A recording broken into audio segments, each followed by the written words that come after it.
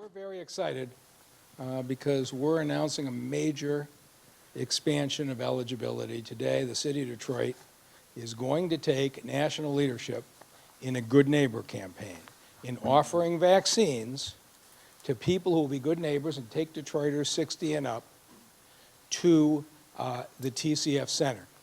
And here's the reason that we are doing this. We've had 1,839 of our neighbors that we have lost, and more than 1,500 of them were over the age of 60. More than 80% of the people who have died are over the age of 60. We have to get our elders vaccinated, or we're going to be going to funerals in April and May and losing people we didn't have to lose. And so we knew transportation was an issue. We added $2 rides, and about 400 seniors have used those rides. We get about 50 every day right now, and that's been a step in the right direction. We reached out to the community on Senior Saturdays in 2 churches, and today I'm going to talk about the fact we're going to be at 4 churches in different parts of the city. But for those who didn't want to travel long distances, who wanted to be inside at a church, we added local options. We still are not where we need to be. We have got thousands of Detroit seniors who are still at risk from COVID, who have not been vaccinated. And I've had a chance to talk to a lot of folks, and a lot of times what we're hearing is this: you have people who are 72 years old in their house. They don't really want to call, essentially, a cab service because the whole process of driving down and getting a vaccine is uncomfortable. In many cases, the support from a companion is a huge part of what our elders need. And so we're trying to incentivize that companionship. We're going to do everything we possibly can to make sure every one of our seniors gets a vaccine. So here's what we're doing. Starting right now, if you're 55 or older, you can get a vaccine. All you have to do is take a 60-year-old Detroiter to TCF, and you can get one too. Doesn't matter if you're healthy or not healthy. Doesn't matter if you're in Plymouth or Sterling Heights or Detroit. I want anybody 55 and older to call somebody you know in Detroit that's over the age of 60 and say, can I take you down to TCF and get a vaccine? And by the way, I'll get one myself when I go. I hope this Good Neighbor program works, because we believe the emotional support and companionship is what we need to give our elders the reassurance to get taken care of. And so here's what's going to happen. You book both appointments on one phone call. So you and your companion, you know the number by now, 230-0505, and you give them the information on one phone call, and you need the name, the address, the birth date, your phone number, your email, and whether they have had allergic reactions to past vaccines.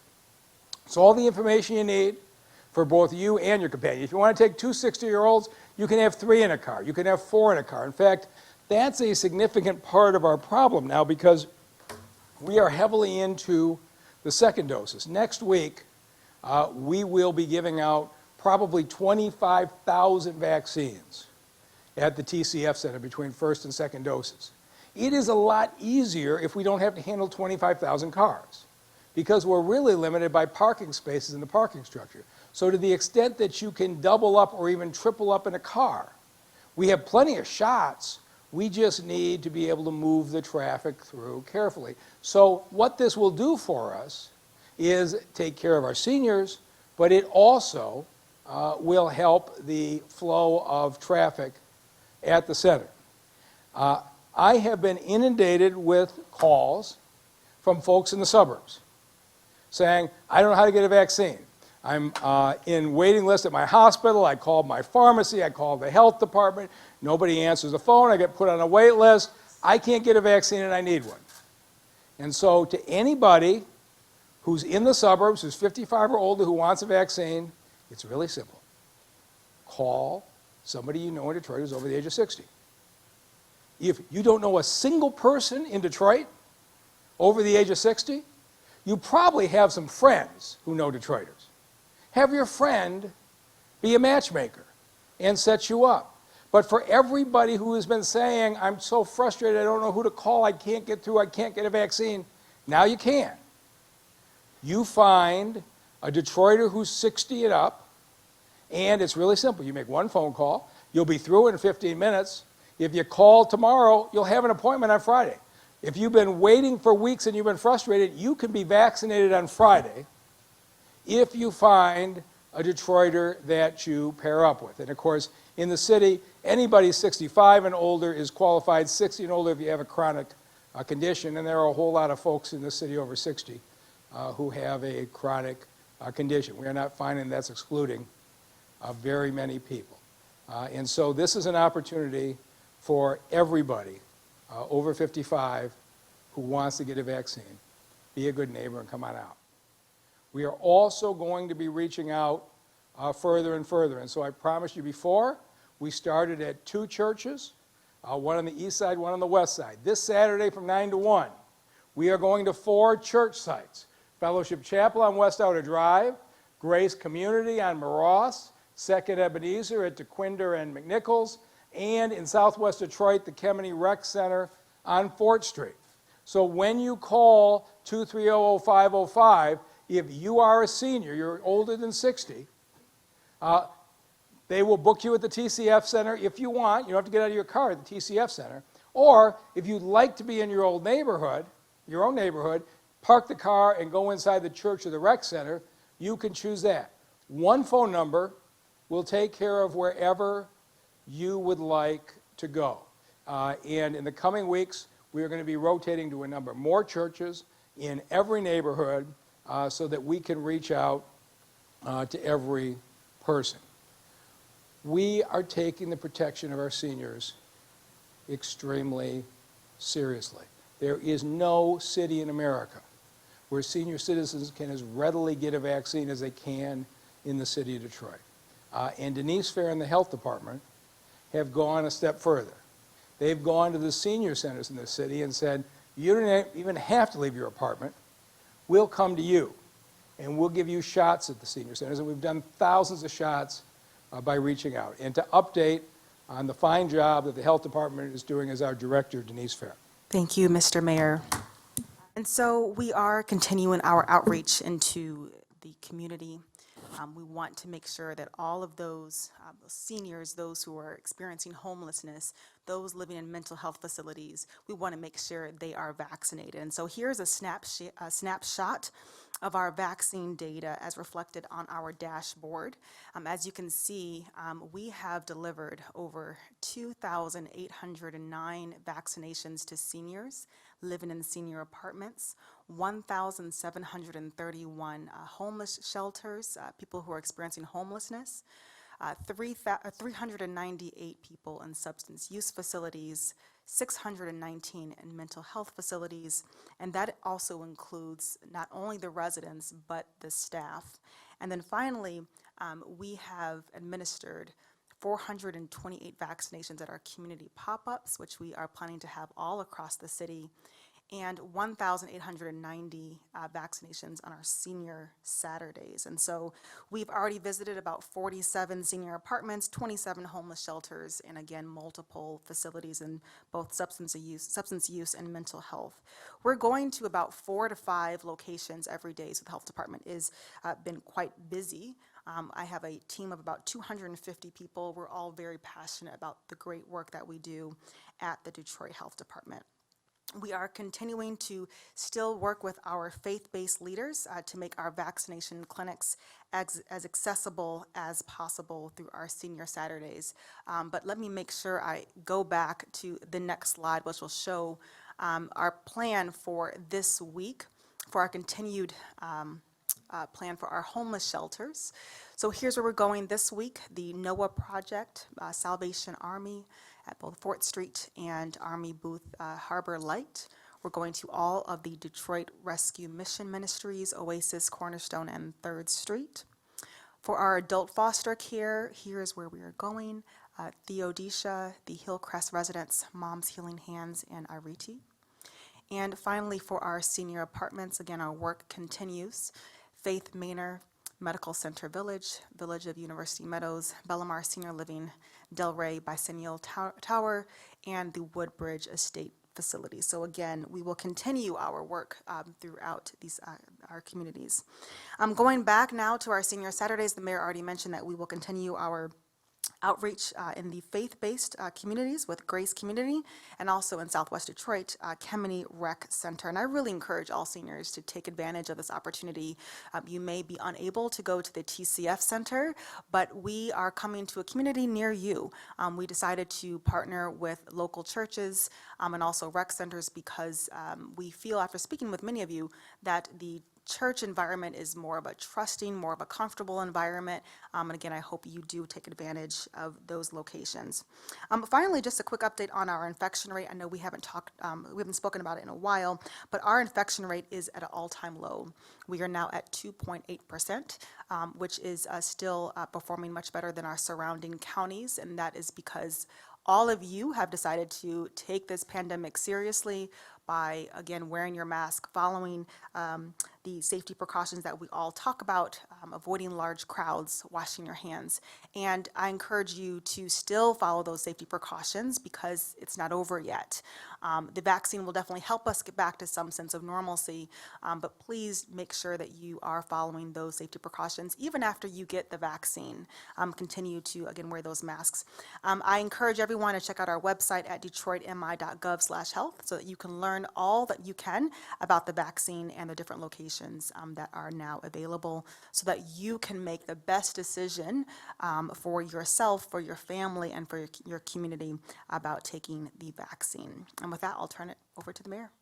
So about 10 days ago, Detroit became a national leader in offering our disabled residents the ability to get the vaccine regardless of age, and their caregivers who brought them to TCF to get it as well. Since then, we've had a number of calls from around the country asking how did we do that, and a lot of other cities and states looking to follow suit.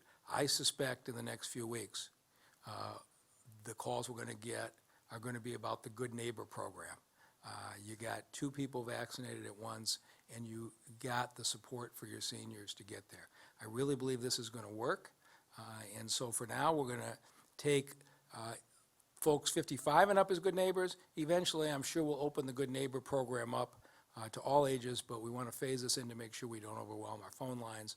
And I think so far people would acknowledge that the phone system that Rock Connection's been running has been running very efficiently. Usually you're on for 10, 15 minutes. Sometimes it's less than that. And with that, we'll take any questions. Mr. Mayor, Director Fair. Mr. Mayor, let me first say, as a 53-year-old Detroiter, I'm envious. I'll be 54 in December, and I'm sure. It's probably been a while since you were trying to be older. Oh yeah, I know. Probably never, Mr. Mayor, but certainly now. But sort of all kidding aside, the Michigan Department of Health reported yesterday that it's beginning to take. To record race, the right. race of the vaccine recipient. As you know, and Director Fair knows, that data, you have to put a caveat by that data. Almost half of the respondents did not identify race, but certainly what the stats say is whites are almost twice as likely to have had a vaccine as opposed to blacks.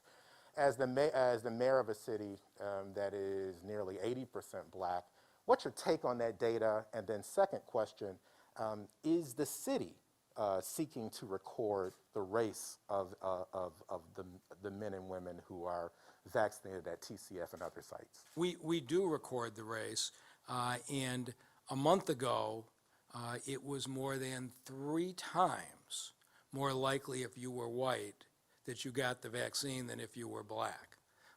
And the way that we got the 15,000 vaccines a week from the Biden administration, I didn't go do some general complaint where I was whining. I showed Jeff Zients and their head of equity the data that showed that the hospital distribution system in this state, and they told me it's true across the country, was moving vaccines to people connected to primary care doctors through electronic records, and it was moving vaccines to Caucasians at 3 to 4 times the rate of the black and brown community. I showed them that, and I said there's only one solution. You can't keep sending it through the hospitals. The hospitals are doing fine. They're not doing anything wrong.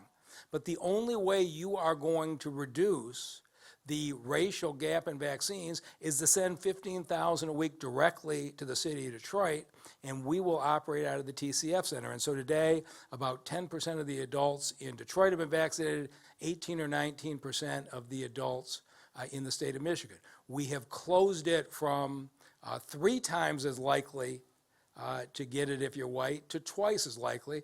We have quite a ways to go. And that's what we're doing here every single day. But the Biden administration understood what I was saying.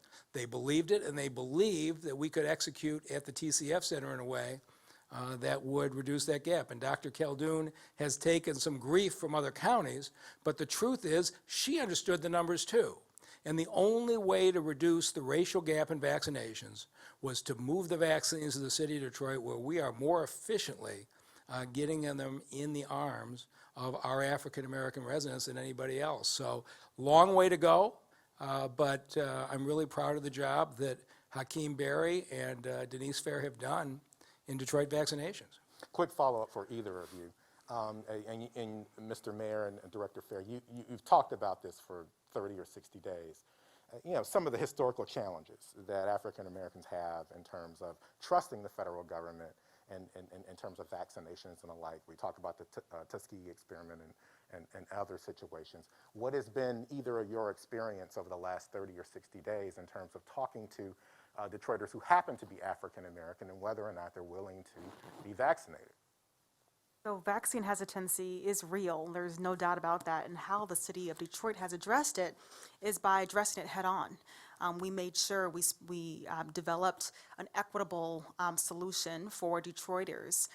We have developed the TCF Center. We've partnered with trusted faith-based pastors, and we made sure that we made the vaccine available to those who want it. I have personally spent the last couple Saturdays at these churches to see the looks on the senior faces. I mean, they're overjoyed. Many of them are crying. Many of them are just so thankful. They're grateful to the mayor and the city for making the vaccine available to them. But we at the health department, we continue to provide education to anyone who wants it because, as I always say, this is a personal choice, and you have to be empowered and be confident to make the best decision for yourself and your family when it comes to taking the vaccine. And so I've had, as Director Fair has, a number of conversations. It's clear to me we need a huge advertising campaign. Folks have heard from government officials, they've heard from doctors. I'm convinced what they need to hear from is people who look like themselves, who come from the city, who've had the experience and can talk about it. And so we're planning a $400,000 advertising campaign, largely interviewing people who came through TCF about what the experience was like. I was very disappointed that City Council yesterday failed to approve the appropriation, which makes no sense because FEMA, the federal government, is going to reimburse us the entire $400,000. They've already promised. I'm not sure why Council failed to act yesterday, but it is delaying the ad campaign to deal with the vaccine hesitancy. And I certainly hope it will be approved next Tuesday, but it is going to take a sustained effort. But what I'm seeing is every week that goes by, more and more people said to me, I wasn't as sure before, but now my neighbor got it and she's fine. My brother got it and he's fine. And I have somebody close to me who's a police officer who bought into some of this nonsense on the internet, who is now down with a serious version of this, who's saying, I can't believe I didn't get the vaccine and I listened to that nonsense. So the hesitancy just isn't in the black community, but it is higher in the black community. But we have a hesitancy issue across this country, and I really think a messaging campaign where you see lots of folks, just average people, telling how they experience it, I think that's the solution, and I'm hoping that ad campaign can start next week. All right, Mayor, we have a few questions from reporters that are watching remotely. Christina Hall from the Detroit Free Press was asking if we know how many residents there are over age 60 or 65 in Detroit, and how many of them have been vaccinated at this point? So there's about 100,000 over 65. I'd have to really do an analysis, but I would guess somewhere in the range of probably 40,000 have been vaccinated. That's probably a pretty reasonable guess. And then we just lowered it to 60 last week, so that number is relatively small. But there is no doubt there are thousands of Detroiters over 65 and over 60 still eligible. She also wants to know if there are reasons other than transportation to TCF as to why some of the seniors may not have sought out vaccination yet. Yeah, I think we all know all the different reasons.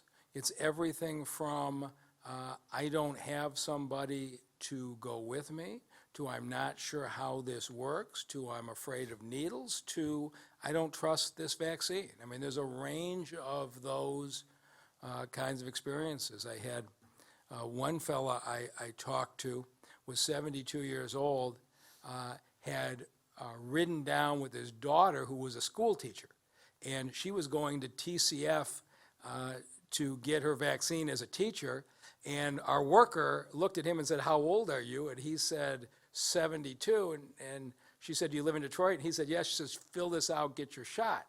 And he was so hesitant, even though he was accompanying his daughter, he wasn't going to get it. He called to tell me the shot didn't hurt at all, and he was so glad that he had gotten it. These are the kinds of human stories we're hearing every day, and I think we're at the point where it's not Denise and me that are going to matter to people. It's going to be your friends, your neighbors, your family members saying, "Let's go get a shot together."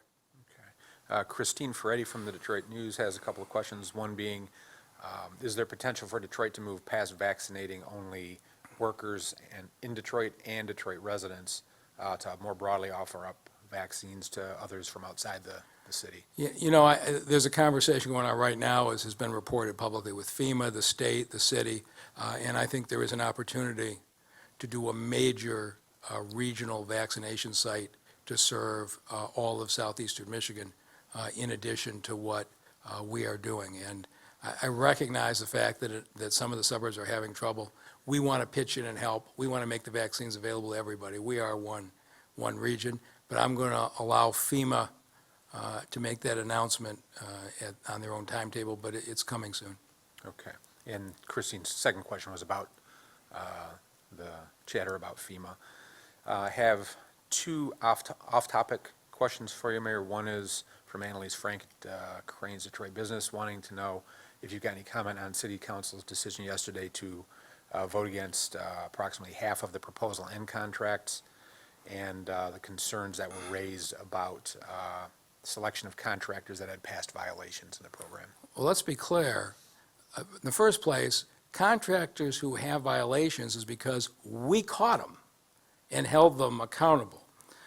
The most rigorous inspection process and demolition in America is done by the city of Detroit. If you don't use your hoses during demolition, you end up getting ticketed and potentially suspended.